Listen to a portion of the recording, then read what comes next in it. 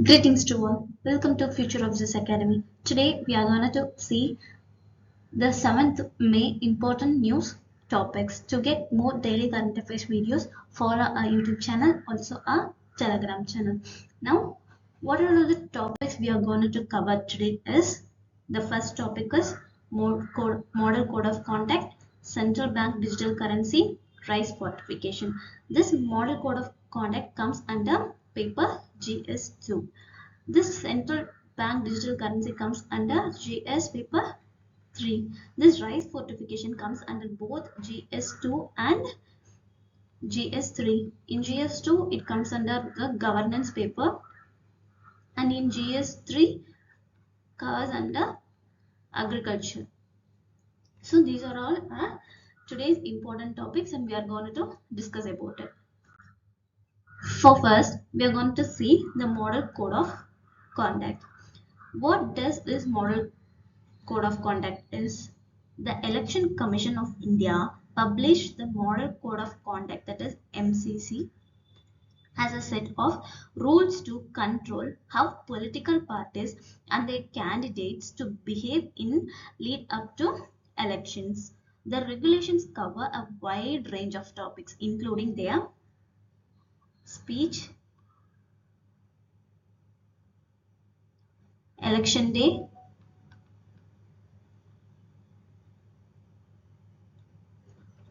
polling,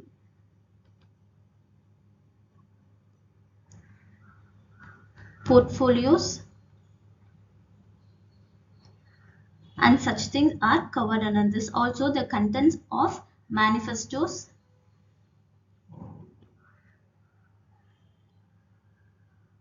about their processions,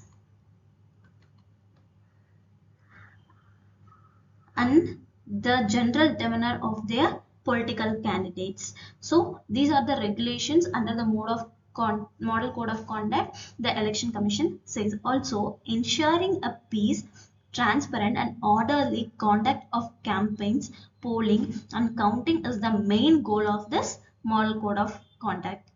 The Election Commission of India is tasked by Article 324 of the Constitution with overseeing and carrying out free and fair elections. The Model Code of Conduct assists the Commission in carrying out its mandate.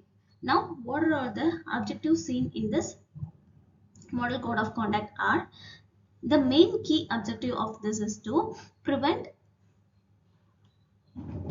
integrity and legitimacy of electoral process by making sure that elections are transparent, free and fair. Also to prevent disputes between parties and maintain a fair and healthy campaign. Also to give each political party an even playing field, to make sure that incumbent party doesn't abuse its official position in order to unfairly win an election. How this model code of got evoluted? It have got evolution in different forms. First, political parties have come to an agreement to uphold the values contained in the model code of conduct and to respect and adhere to its letter and spirit.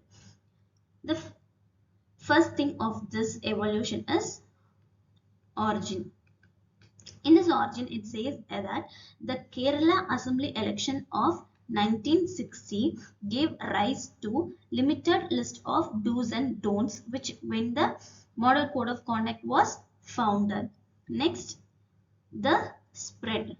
How it got spreaded as all recognized political parties received a copy of this code from the Commission before the 1962 Lok Sabha general election, and the state governments were asked to ensure that the parties signed it.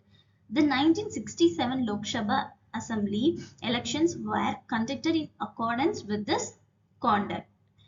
In order to guarantee free and fair elections, The Election Commission distributed the code of conduct and held meetings with political parties at the state level in 1968.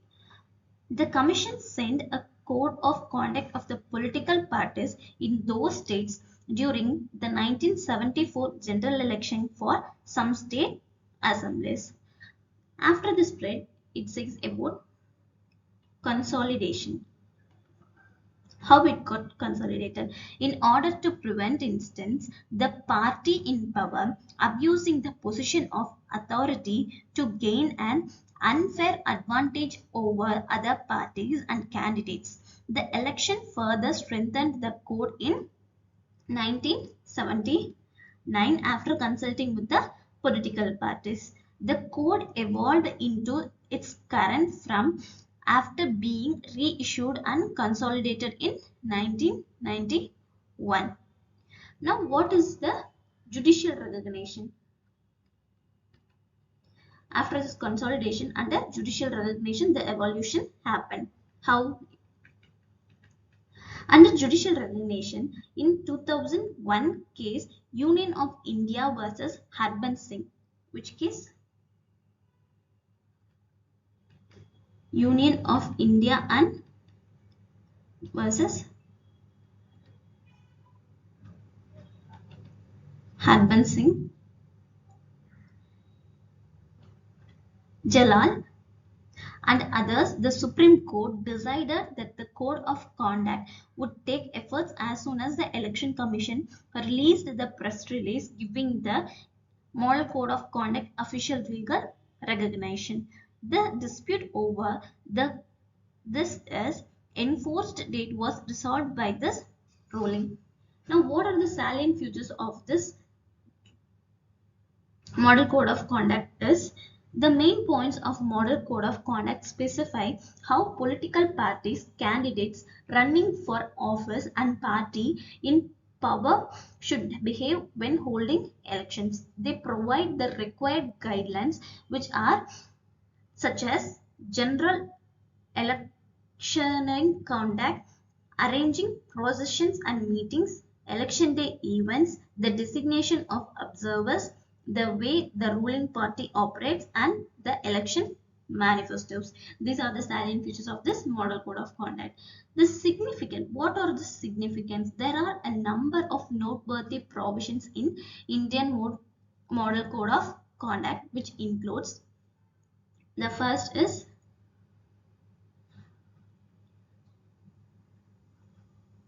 general conduct. In this general conduct, it says about the forbidden for political parties and their candidates to take part in any activities that could inflame tensions with the community or foster animosity between various groups. Instead of making personal attacks, criticism of opposing parties should be focused on their programs, policies, and prior achievements. Also, election propaganda should not be used in places of worships like churches, mosques, and temples. Next significant of Model Code of Conduct is meetings. In meetings, when planning political gathering and election campaign, the party or candidate must notify the local law enforcement agencies to ensure proper management, security, and arrangements for law and order. The next is polling day. To guarantee a seamless election process, the political party or candidate should cooperate with the poll workers at the polling place. To prevent voter manipulation, it is forbidden, for instance, to distribute food or alcohol in the vicinity of polling places. After this is the polling booth. Only individuals authorized by the Election Commission and carrying passes are permitted inside the polling booths. Next, the observers. to handle grievance or concerns brought up by the political candidates or their representatives during the election process. The election commission designate observers. Next, party in power. What does this party in power says is to provide equal opportunities for all candidates. The ruling party is expected to abstain from abusing its official position for electoral advantage. And final in the significance is election manifesto. In this election manifesto, they must adhere to both the letter and the spirit of Model Code of Conduct provisions and must not contain any material that is in opposition of values, principles enshrined in the Constitution.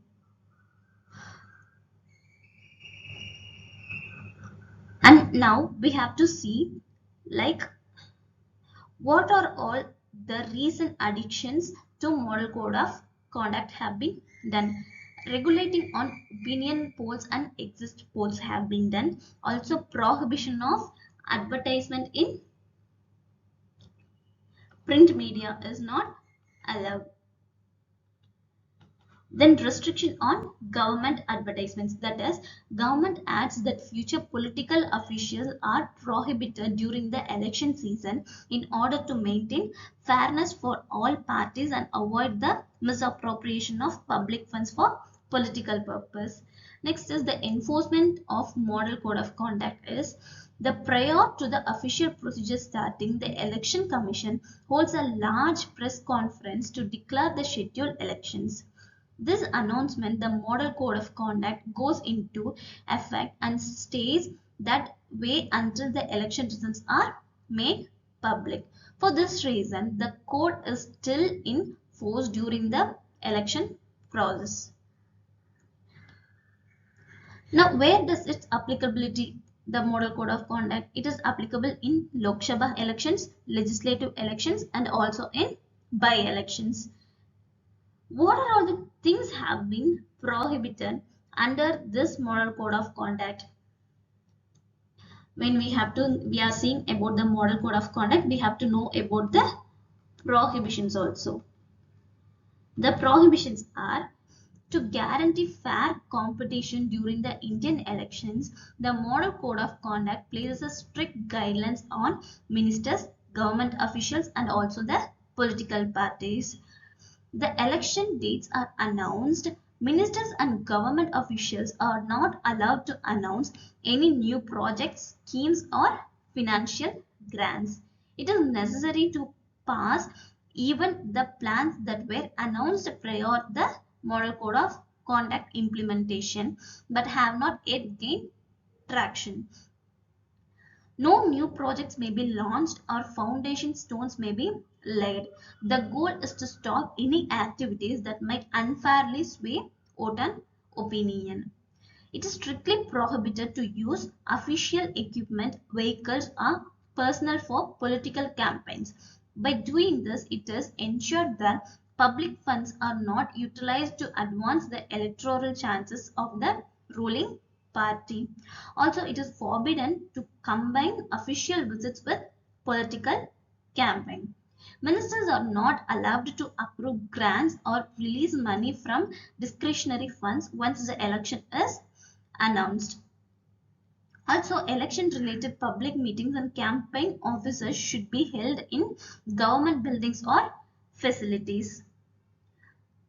Also, it forbids using official mass media outlets for political purpose or to promote the accomplishments of ruling party. The guarantees of media's objectivity and prevents them from unduly influencing the election process. Now, we are going to see the legal provisions aiding implementation of Model Code of Conduct. The Representation of People Act, that is ROPA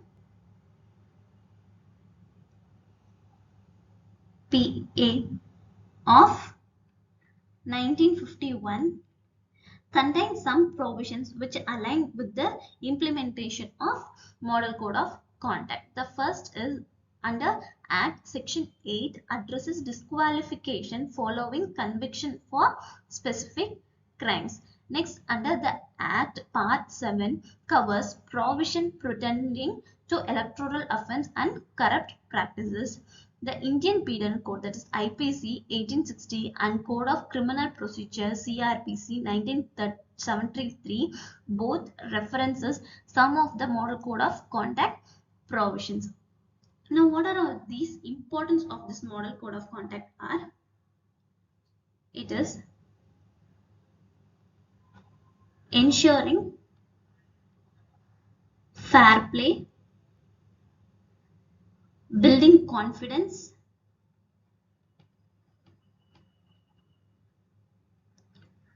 promoting issue-based campaign,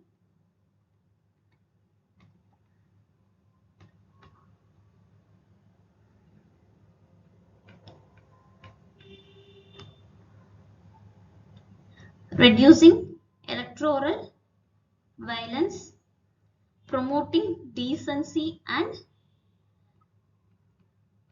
decorum, also maintaining the public order.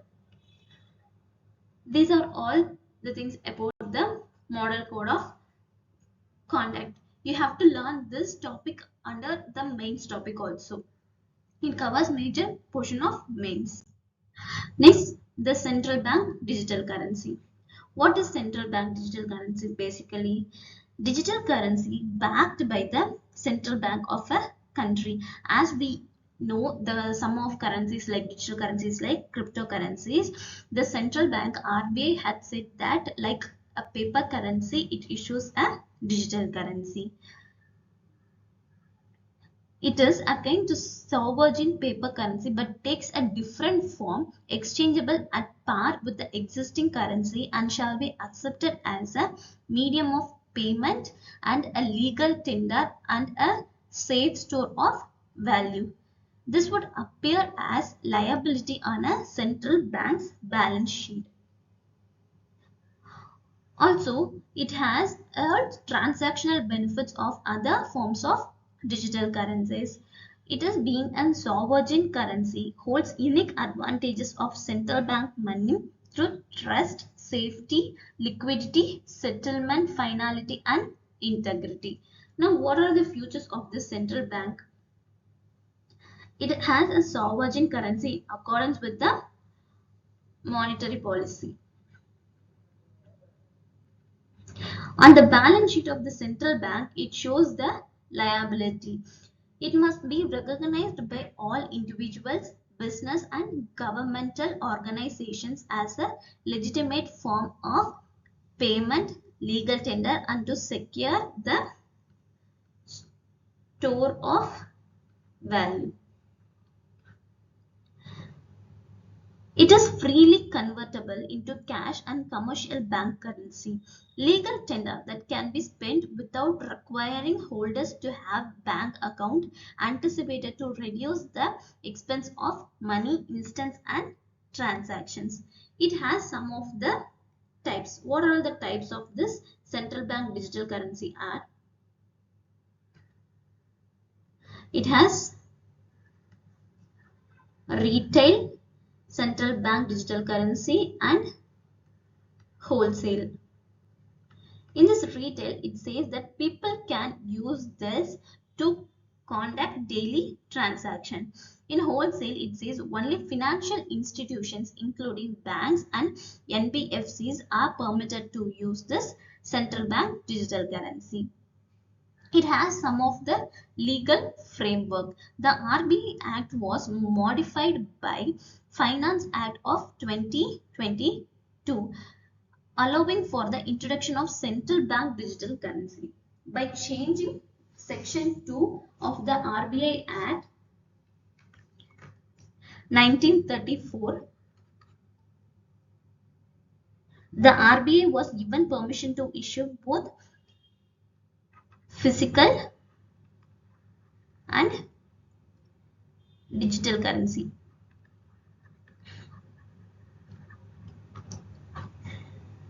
Changing the meaning of the banknote. There are some possible designs. What are those possible designs? It is, first one is direct model, and the next one is indirect model. In direct model, clients can open accounts directly with the central bank, which also issues central bank digital currency. In the instance, the central bank interacts with the public to facilitate payments through this central bank digital currency. It opens an accounts, etc. The indirect design says that clients would continue doing business with the central bank and central bank issues. It would interact with customers directly. It would contract with other banks to handle tasks like account opening and payment processing. It has some of the benefits. The benefits are: a ban on private cryptocurrencies has been suggested by Subhash Chandra Kar Committee. Suggested by Subhash Chandra Kar Committee 2019. Due to issues with volatility, instability, security, and the possibility of funding illicit activities. But the committee has pointed out there were a number of benefits that our officially digital currency can offer, including encourage of cashless economy by lowering the GDP to cash ratio. What are all the challenges seen in this central bank digital currency? Some of the challenges are: the first challenge is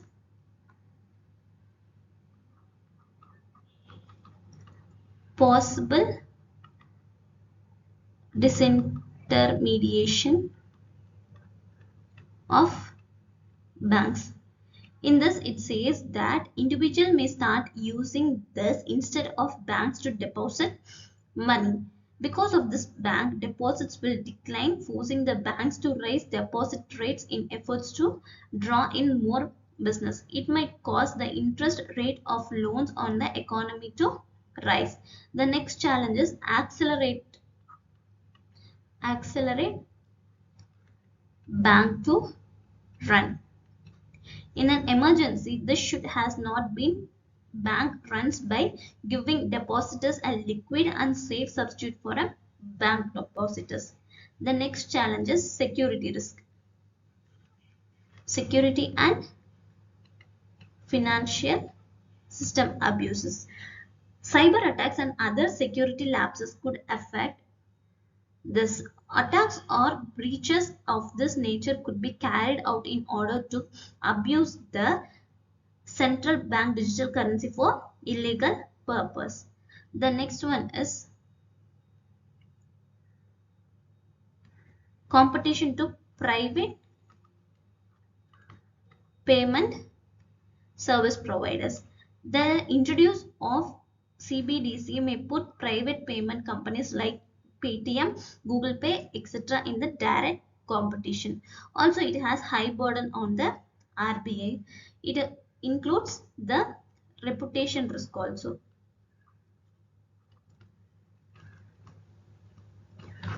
Also, data privacy issues. These are all about the central bank digital currencies.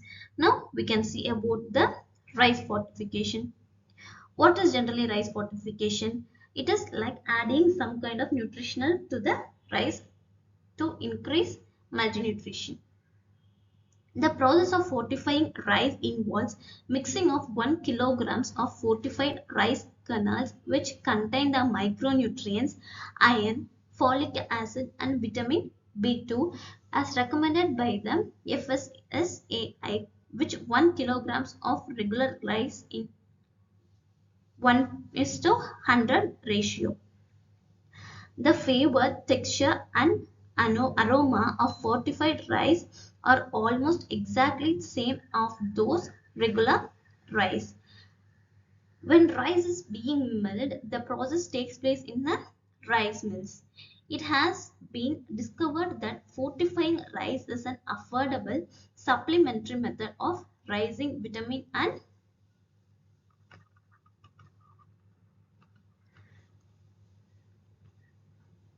mineral content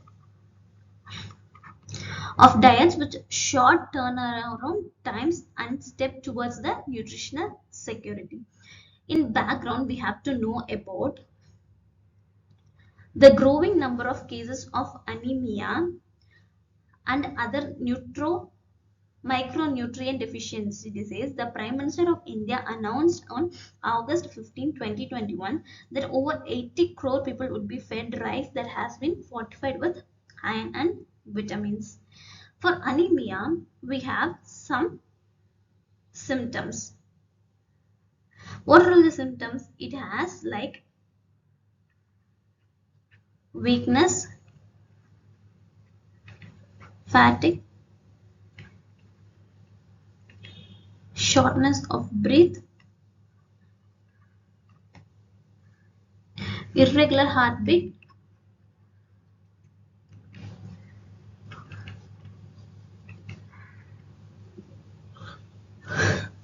chest pain, and cold hands.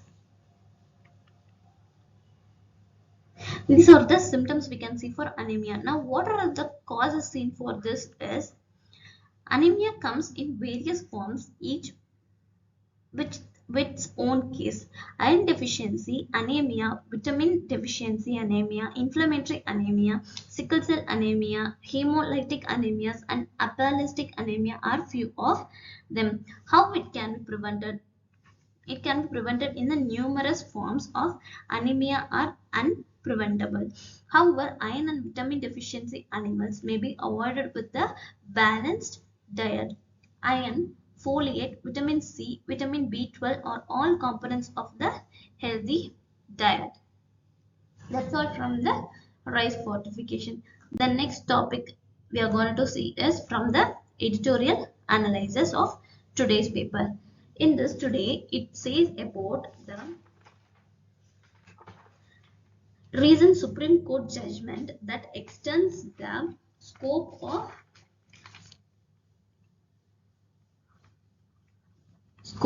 the right to life and equality, the right to be free of ill effects of climate change. The judgment has significant potential to mitigate or adaptation of the ill impacts of climate change. But does the judgment covers every area about the climate change crisis? The judgment also has a deep flaws that could undermine the potential. The court tried to balance the need for land for solar and wind energy in substitution of coal in the production in Rajasthan and Gujarat with imperative of protecting the budget. In the COP26 2021, India determined to make net zero carbon emission by 2070, generation of 500 gigawatt by non-fossil fuel sources. How much? 500 gigawatt of non-fossil fuels and 50 percentage of total share of power of renewable energy by 2030.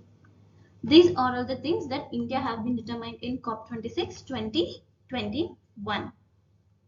The action for these nationally determined contributions is to construct renewable energy producing power plants such as hydropower, solar, wind energy, nuclear. These are alternate for coal-based energy production. but the construction brings an adverse impacts. What kind of impacts?